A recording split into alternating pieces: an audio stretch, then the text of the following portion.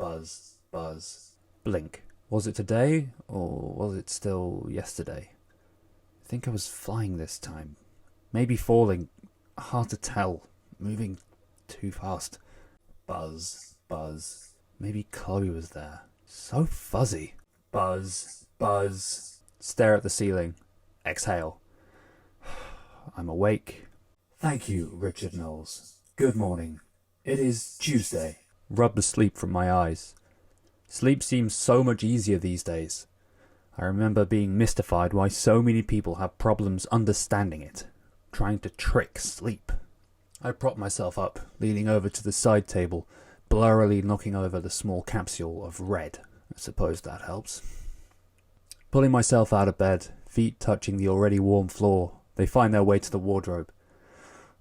Nothing to wear. I pull on a white dressing gown and skulk through to the kitchen. Tuesday, the 24th of March. The year is 2178. Just like yesterday, I say sarcastically, knowing he wouldn't get it. The coffee machine chimes with an irritating tone. The black water just at the perfect temperature. I pick up the ceramic and take a sip. The same four walls. Chrome weaved with glass, blackened by the UV filters. The room bathed in an orange haze from the weak spring morning. So familiar, and yet this morning it felt like I had spent my first night away from home. Sipping at the coffee, I stared at the Spartan living I had carved for myself. The combination kitchen and living space was neatly decorated. Small framed art pieces hung over the work surface, real granite. Hard to come by. What was even more impressive was a real fabric sofa, placed squarely in the centre of the room, facing the wall-length window. The sofa wasn't large or decadent. It was frayed and worn around the edges. I had bought it at an auction 5 years prior. One of those retro-normative events that the new rich are ever so obsessed with. I genuinely heard someone call it future past. Tossers. Your meeting with Devald Rashar is in 2 hours, Richard Noles. Thank you. Devald hadn't thought much of the sofa, but he understood what it represented.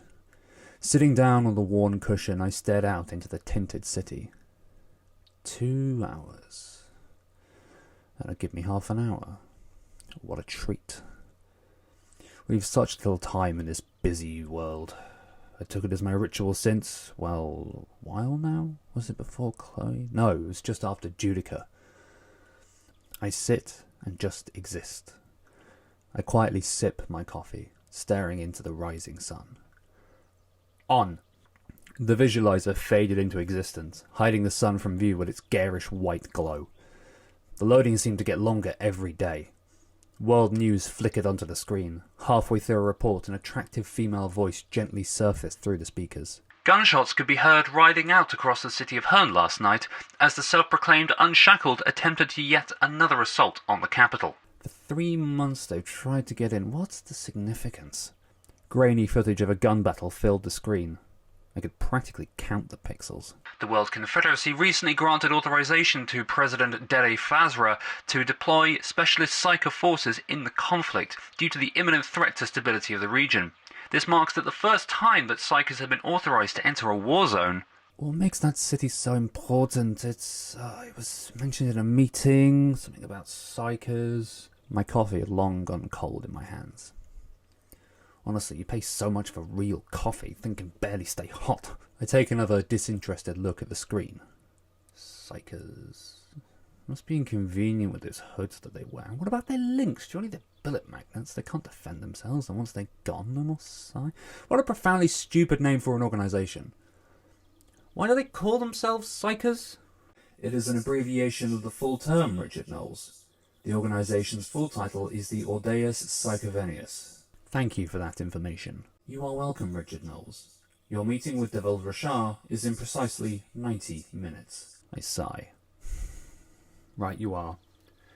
I reluctantly heave myself off the sofa, leaving a fine indent from my morning's musings, and I set about making myself presentable for the outside world.